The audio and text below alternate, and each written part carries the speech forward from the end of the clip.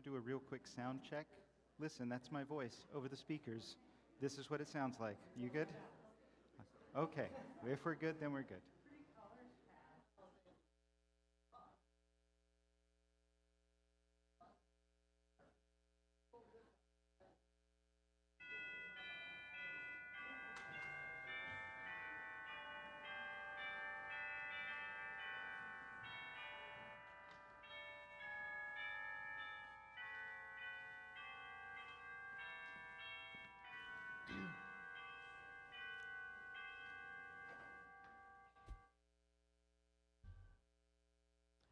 Good morning. Welcome to the Unitarian Universalist Congregation of Cleveland. I'm Pat Solomon, a worship associate at the UUCC.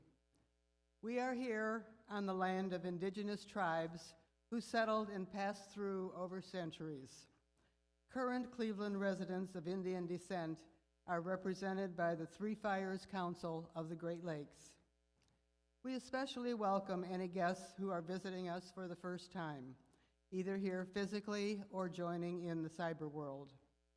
Our services seek to create connections with others and within, enrich our spiritual values, and represent our calling to live lives of justice and compassion. We come from different places, different religions, different beliefs, and different backgrounds. We hope you will find comfort, connection, challenge, and love here. We are a welcoming congregation, and you are welcome here to be your whole selves. If you're interested in more information about who we are, we invite you to fill out one of the guest cards in the pew in front of you. You can place it in the offering plate. For more information, if you're watching for a internet platform, you can go to our website at uucleveland.org or send an email and we will get in touch with you. On your order of service is a QR code. As you know, there are a few things running around. It will take you to our contact tracing form, which allows us to contact you if we learn that a contagious illness has occurred among today's attendees. We are about to enter into sacred space. Please take a moment to silence your phones or any other electronics that beep.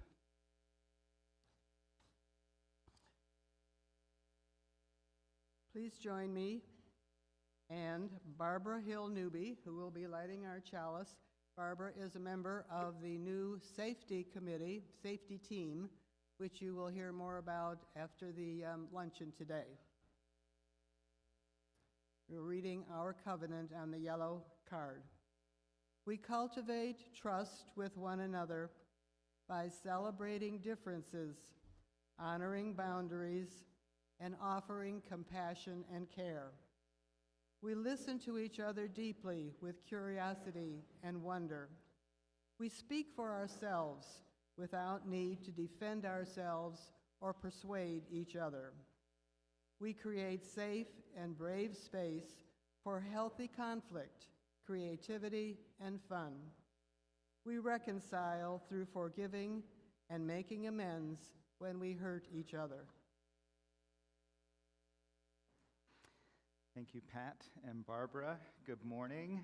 I'm Reverend Randy Partain. My pronouns are they, them, and I am delighted to be in worship with you today, whether you're here in person or joining us online. For our call to worship today, I would like to invite Jess forward. Where is Jess? To light the Hanukkah and to offer the traditional Hanukkah blessing for this day.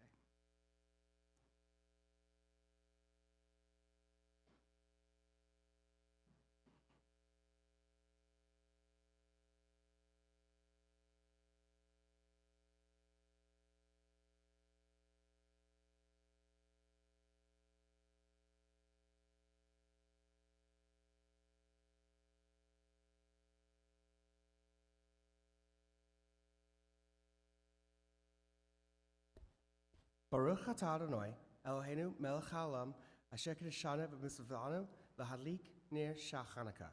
Blessed are you, God, ruler of the universe, who blesses us with your commandments and commands us to light the Hanukkah menorah.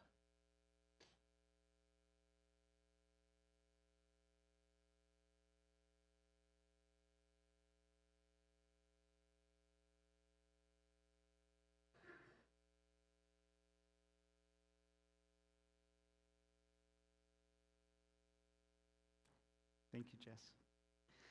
I know a lot of our congregation have menorahs in your own homes that are special and meaningful to you, and for some of you, Hanukkah is not a thing you celebrate, but certainly we can use all the light that we can get in this time.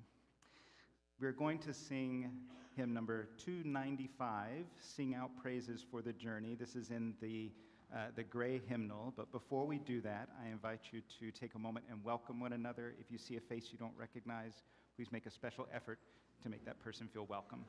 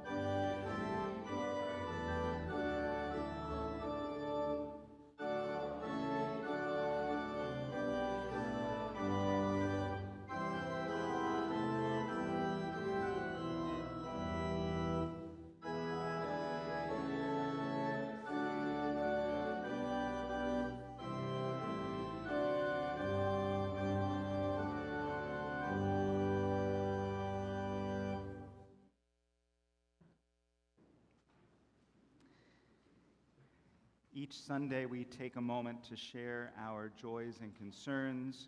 Sometimes that means if you're joining online, writing something in the comments below, and sometimes it means sharing something in our Joy and Concerns book here at the table. We place a stone today of grief and care as Terry Robbins and her family celebrated Eva Gwozdowskis and her well-lived life of 101 years this past week.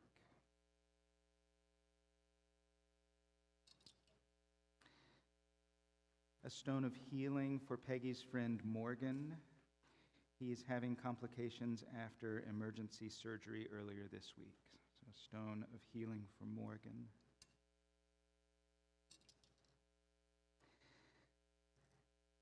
And a stone of care and healing for Alan, Georgia, and several others in our congregation who are suffering through the latest round of COVID today.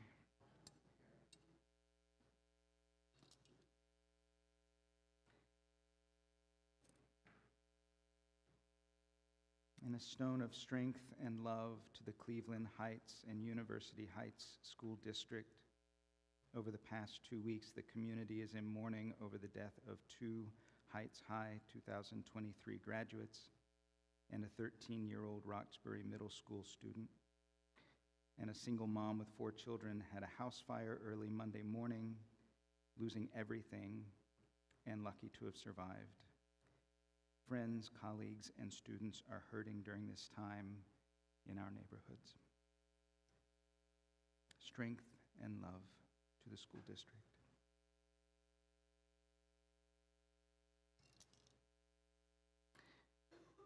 I invite you to come forward and place a stone in the water for anything else that you're carrying with you today as we enjoy music from Danelis.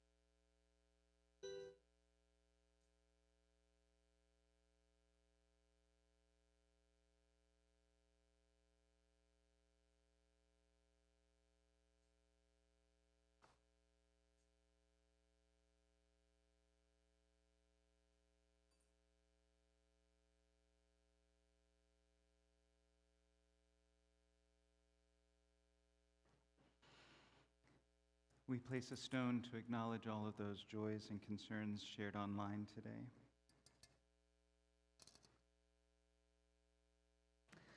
A stone of gratitude for the beautiful music this morning.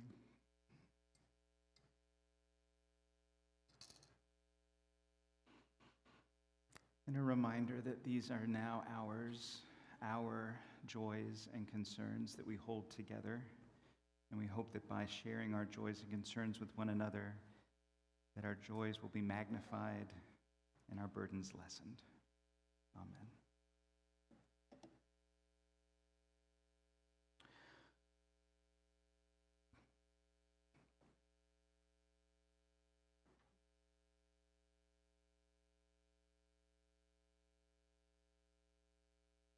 Yes, we miss Alan this morning and wish him a speedy recovery. The offertory this morning is for the Cleveland Classical Guitar Society Education Program. And our musician, Danellis, is with Rodrigo Lara Alanza, who is her instructor, and he will tell you more about the organization.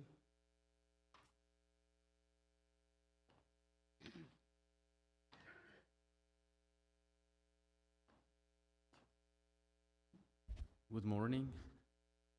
Thank you very much for hosting us. Danielis started playing the guitar, classical guitar, less than 2 years ago, and she started from the scratch. I met her in one of the Cleveland public schools, and part of the education program, we bring guitar classes to some schools, and then, I remember it was like COVID times, and Danielis, everybody wore the mask at that time. And it was impressive, and it's impressive how Danielis has sped up her learning in 1.5 years. And this is because of the free tuition program that we have with the kids. I work with Danielis probably 2 or 3 hours a week sometimes. She competed a couple months ago in a national competition, and she will compete again in a couple months. Danielis is a clear example and pristine example of what we can do with the kids. because they start the time they are ready. So classical music is usually use the argument of, okay, you have to start with 3 years old. But this is a solid case that this doesn't apply to everybody. Danielis started with 10, now she's 12, and she has a thriving and promising career in classical music. You will hear her name in the future, hope so. So thank you for any single support that you can provide to the organization. Is gonna make a big impact in our kids, not only Danielis, but other kids that are on their way to become professional musicians. Thank you very much for your support. Thank you.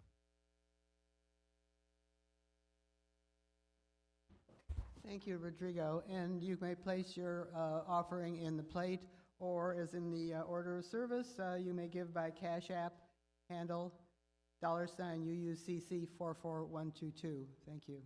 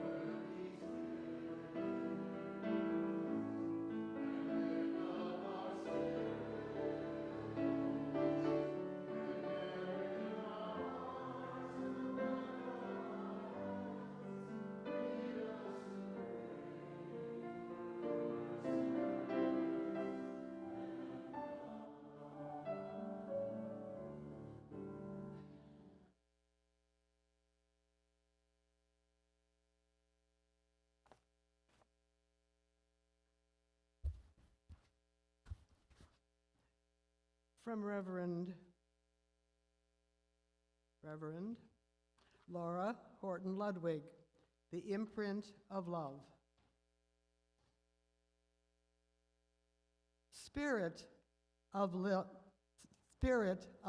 and love, light within and without, mystery from which we have all emerged, within which we live and die.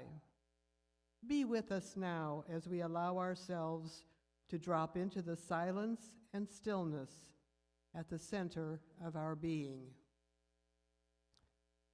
As people of faith, we seek to live in a spirit of love, a spirit of community, justice, and peace. And yet in so many corners of the world, both far and near, we see divisiveness and hate. If we look deep within ourselves, perhaps we will even find those shadow energies there too. We struggle to respond to the outer world and our inner dramas in ways that manifest love. At times we may fear that love will not be strong enough. At times we may question whether love really is at the root of all things.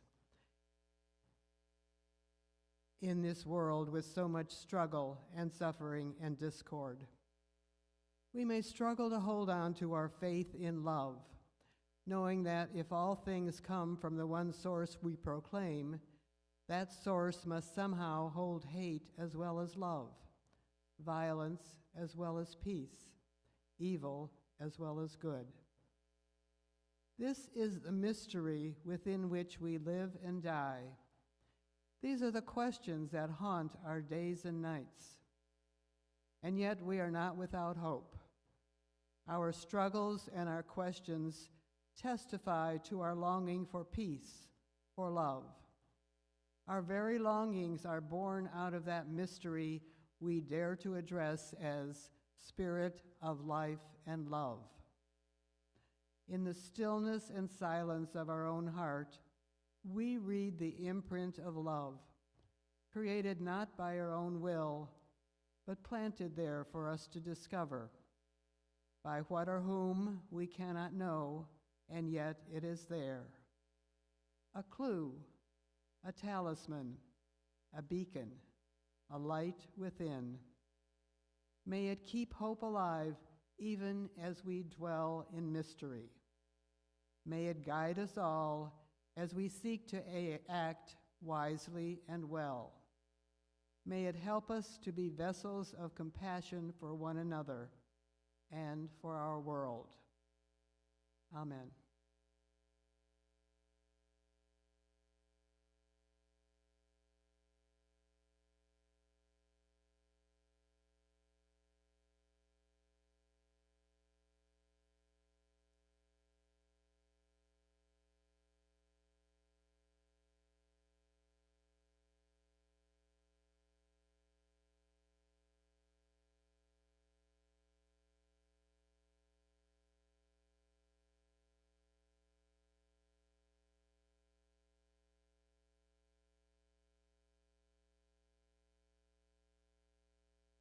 We are exploring the theme of mystery this month. It's not one of the values that encircles liberating love in our the way of expressing our values that we're exploring this year. Transcending mystery and wonder is instead one of the few sources that we identify as common to Unitarian Universalists. What we are saying, and this may or may not ring true for you, but what we say is that as Unitarian Universalists, we proclaim that direct experiences of transcending mystery and wonder are a primary source of inspiration. These experiences open our hearts, renew our spirits, and transform our lives. Direct experiences of transcending mystery and wonder. It sounds very rarefied. It sounds like a thing that only happens once in a while, like that mountaintop experience that we hold on to for years and years and years because it's such a rare thing. And yet, What is it that keeps us from that being a regular experience, from having regular, common, weekly, daily, moment-by-moment experiences of transcending mystery and wonder? Maybe some of you say, nothing. I do that all the time. Okay, if you want to go help out with the potluck preparations, go on. You don't need the sermon. That's fine. I have a sense a lot of us do things that clog the waterways to that spring, that wellspring of transcending mystery and wonder. The headwaters, those spiritual headwaters have such nutrients for us. That's where all the nutrients are when you think about the source of a waterway. All those nutrients come from the headwaters and flow with this open stream down to where those nutrients are needed. But the more we put in the way, the less those nutrients can get to where we need them to be. I think one of the things we put in the way is when we start thinking about opening our hearts, even that feels a bit scary. I mean, all of these joys and concerns, I have no idea how many of these are concerns and how many are joys, but I hear an awful lot of concerns being expressed in daily conversations. How open can my heart be to contain all of those and not break? And why am I so afraid of my heart breaking? Why are we so intimidated by open hearts? Full flowing inspiration, full flowing nutrients from whatever spiritual source we want to name require us to be open to the results, open to a renewal of spirit and a transforming of our lives. It's comfortable just as we are. But if we embrace experiences of transcending mystery and wonder, we have to be willing for those results to happen in our lives. Open hearts, renewed spirits, transformed lives. And honestly, the things that get in the way, the stuff, all the detritus that we put in the waterways, it's not a moral judgment to say that we do that. It's just biology.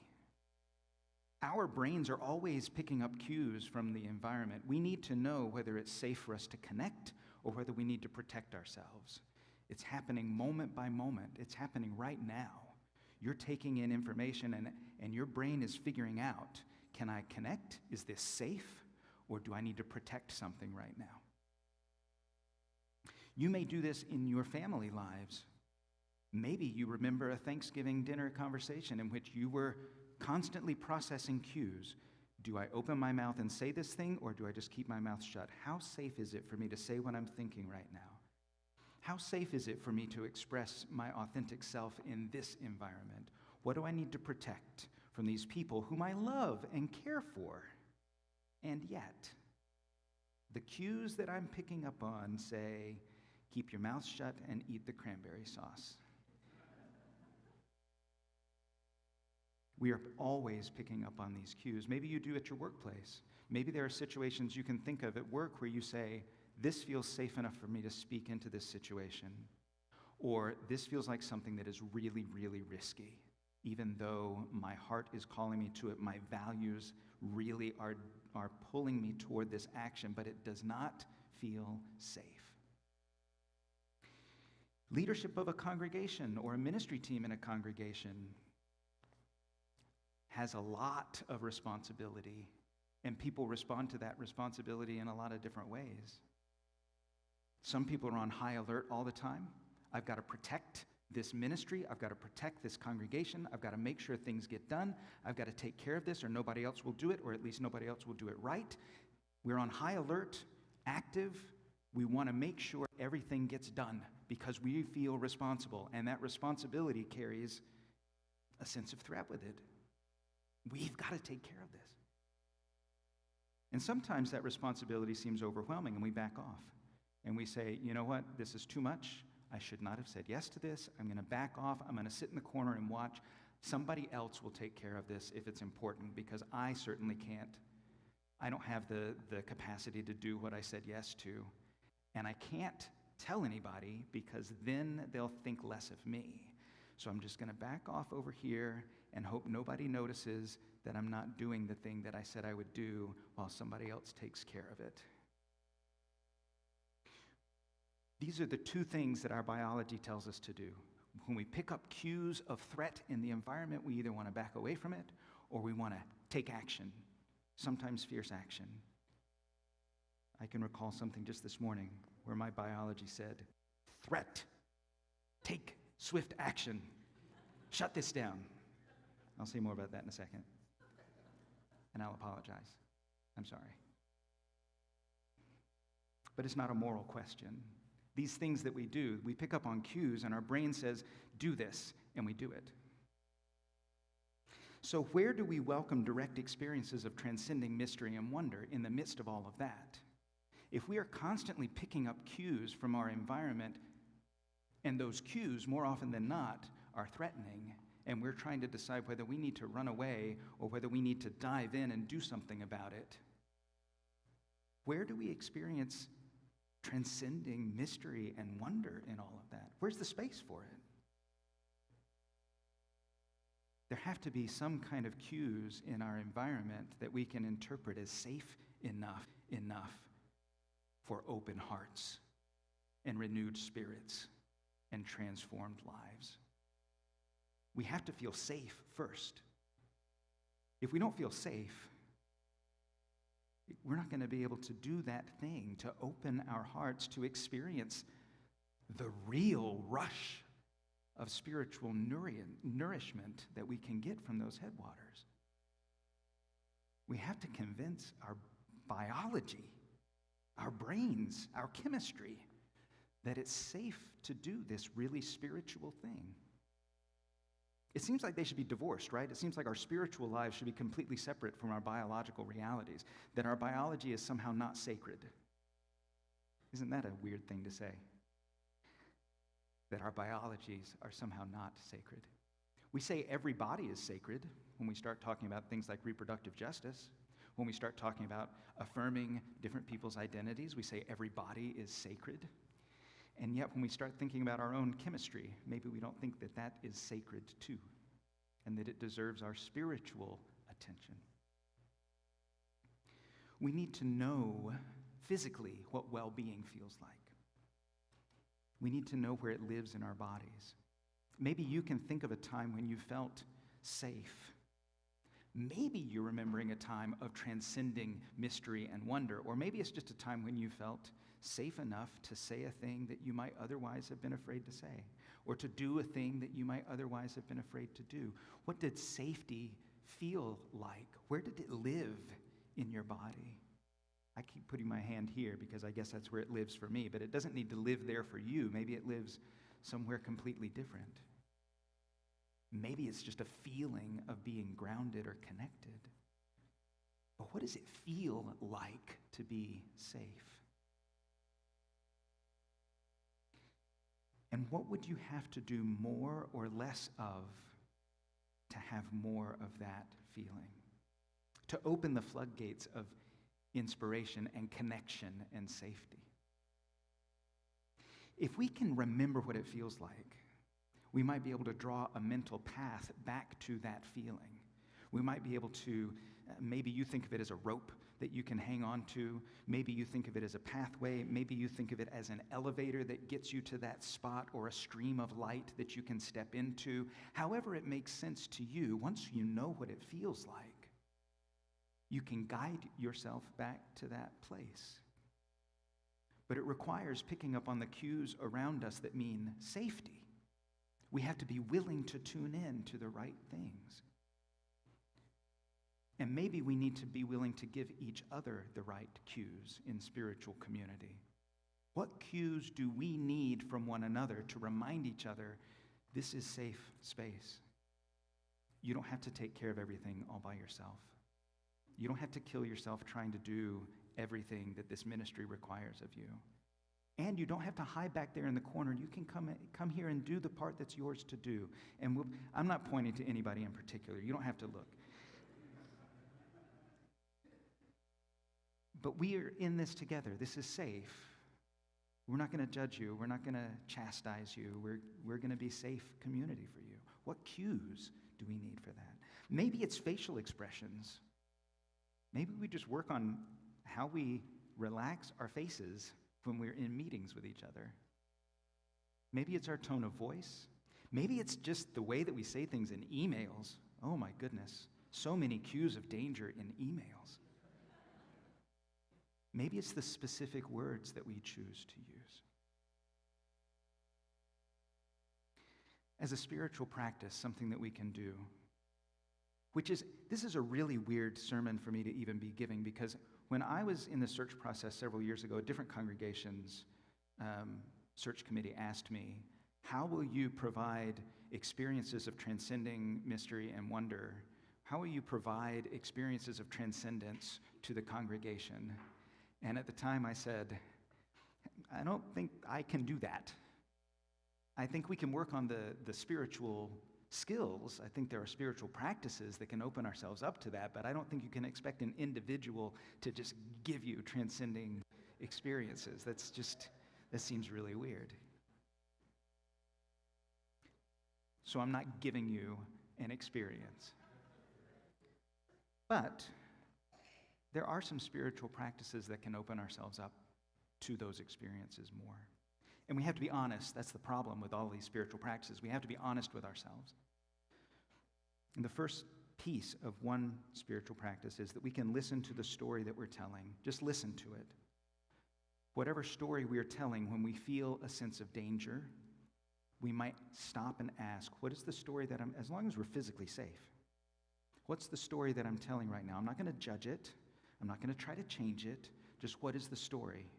And I'll tell you this morning, the story that I was telling is that I was being attacked. I wasn't being attacked.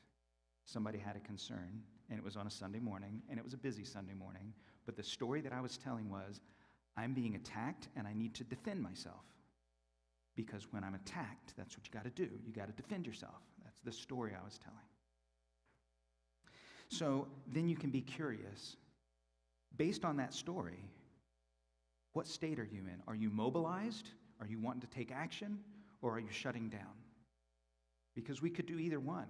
When we sense danger, depending on the story that we're telling, we might decide to shut down and say, okay, that's fine. I'm being attacked. I'm just going to sit here. I'm going to play possum.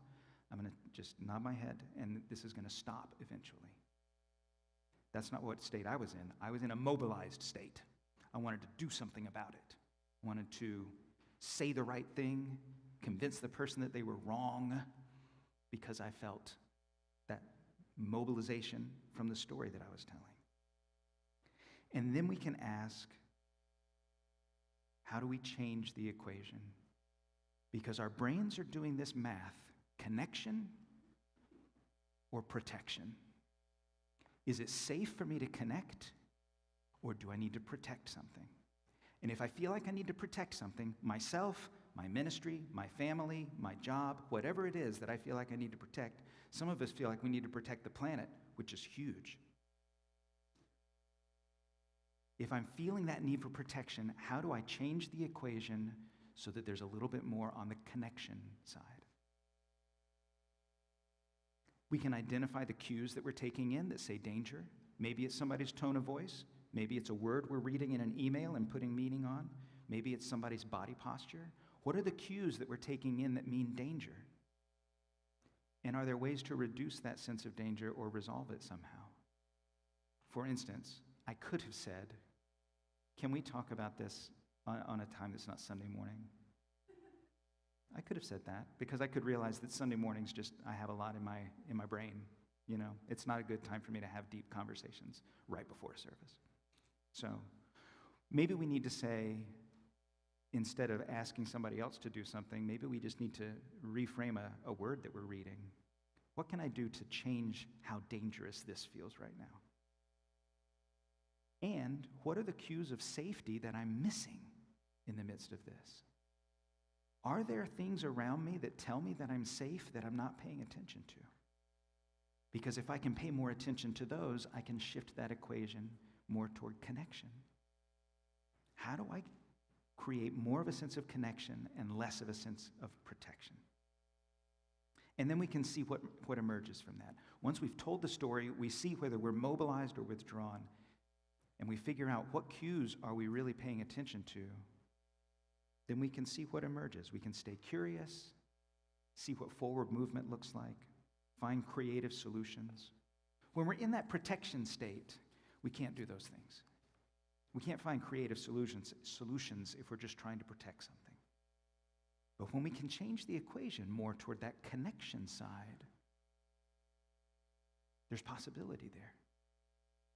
Now, it takes a lot of work to start recognizing the stories that we're telling and being honest about it and figuring out whether we're leaning into protection in one way or another and what we can do, what cues we can take in to feel a greater sense of connection. But the more that we do that, the more connection we actually have, not just with other people, but with whatever that source is for us that opens up the pathway to transcending mystery and wonder. That is a connecting experience. And we can open ourselves up more to it if we pay attention to the cues of connection in the world around us. So here's another spiritual practice. This one we're going to do, and it just takes 20, 30 seconds. We're going to attend to a cue of safety, a cue that communicates connection to us. Attend to it, which means just be aware of it. And then we're going to appreciate it, which means we're going to focus on it and not think about other things. We're just going to tune in to that one cue that means safety to us. Maybe it's a person you're near. Maybe it's something in the room. Maybe it's a memory that you have. Maybe it's just this space. But something that cues you that this is safe. We're going to tune into that, and then we're going to amplify it, which means we're going to let that be the only thing we're paying attention to. We're going to amplify that cue of safety. We're just going to do that for like 20 seconds. So can you think of something? Can you, in your mind, just name something that cues safety to you, that gives you a sense of relaxation, gives you a sense of ease, gives you a sense of connection? It can be anything. Appreciate that cue, that one thing. Just appreciate that. And then amplify it in your mind, amplify that feeling in your body for just 20 seconds.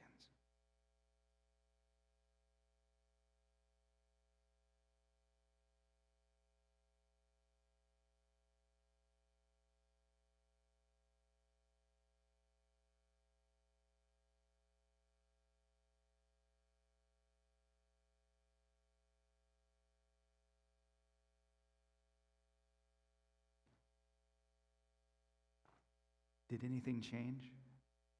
Did you feel anything in those 20 seconds? I felt right up here around where my shoulders and my neck kind of love to clamp in right there when I feel tense. I felt that kind of just release a little bit. I felt a little bit of a smile. Maybe you felt something that was a little more internal. Maybe it was just waiting for the 20 seconds to be over. That's okay. Spiritual practices do not have to be big, intense, long things that we set aside 2 hours of our day to do. 20 to 30 seconds can help us tune into the cues of safety and connection around us and make those more important in our perception and to feel in our bodies what that feels like. And the more familiar we are with that feeling, the easier it's going to be to find a path back to that when we are feeling that equation imbalanced towards protection. There are things around us all the time that remind us of our need and our ability to connect with one another and with ourselves and with the world and with the divine. That connection is always possible. But we have to feel safe. And we can give ourselves that opportunity for safety and connection. We can also give one another those opportunities. And I'm hopeful that that's what our potluck is today, that it's an opportunity for us to be giving one another a sense of safety and connection. We're even going to be talking about what feels safe in this space and in this community, and the things that our safety team might be prioritizing so that we have a sense of safety here when we do things together in community with each other. So I hope you're mindful of how you are giving and receiving cues of safety and connection today. If you brought something that you need to reheat because it's a dish best served warm, I invite you to go on downstairs and reheat things that need to be reheated. If you just brought a dish and dropped it off and expected somebody to put it on the right table, I invite you to go downstairs and see where it has landed. The tables are really clearly marked where desserts and salads and sides and mains are. So just to be clear, I'm inviting you to be responsible for what you brought today and for how it gets to other people. I'm also going to just name, since some people might be going during the song we're about to sing, you might be going downstairs to take care of some food. Stick around to help clean up. This is our community meal together, and we are all responsible for one another's experience of it. So when we are done with our meal and when we are done with what the safety team is inviting us to explore together today, I invite you to stick around and do your part to help make the space clean and ready for departure. And if we all do a little bit, then nobody will be doing a whole lot. So with that in mind, I invite you to rise in body or spirit as we sing together, "Wake Now My Senses." It is hymn number 298 in the gray hymnal, and if you need to go downstairs and take care of food, I'll invite you to do that as we sing.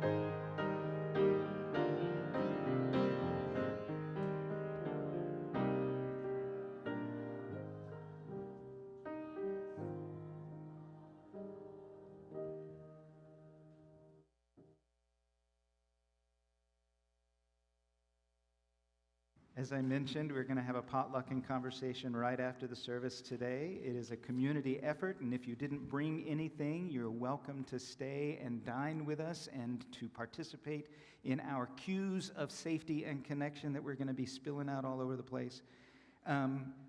Windsong, who was here last week, they are going to be in concert at 5 p.m. today here. So I invite you to come back at 5 p.m. for that concert. I do think that we're still going to have gingerbread houses after supper on Wednesday. So if you want to build some gingerbread houses together after supper this coming Wednesday, we're going to be doing that. Next week after our services, there's going to be our December listening circle is going to be in the library. You do need to register for that if you're participating because we have a limited capacity for those. There will be one virtually in the evening that still has room if you want to sign up for the virtual one next Sunday evening. And next Sunday, we also have a tableau rehearsal.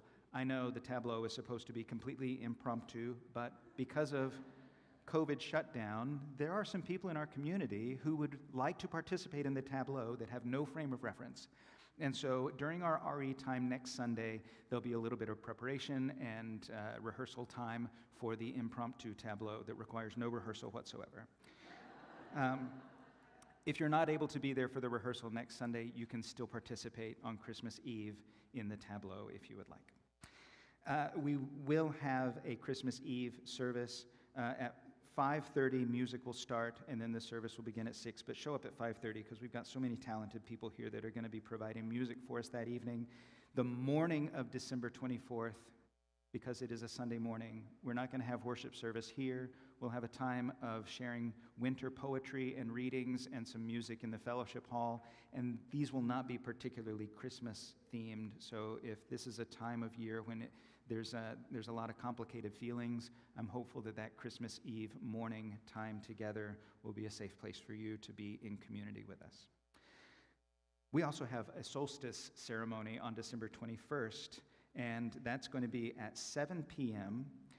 If the weather permits, it's going to be outside, so please bring your own chair and a stick for the fire. That's going to be an earth-centered ceremony on December 21st, beginning at 7 p.m.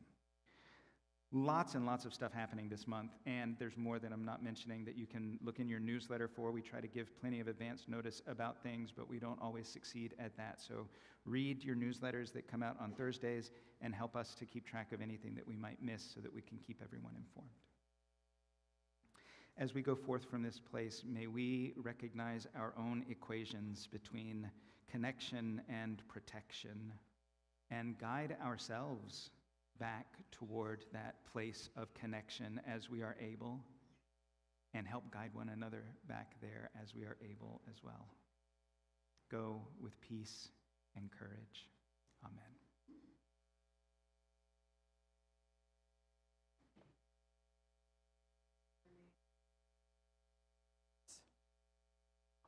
On the back, on the other side of the yellow card. We extinguish this flame, but not the light of truth, the warmth of community, or the fire of commitment. These we carry in our hearts until we are together again.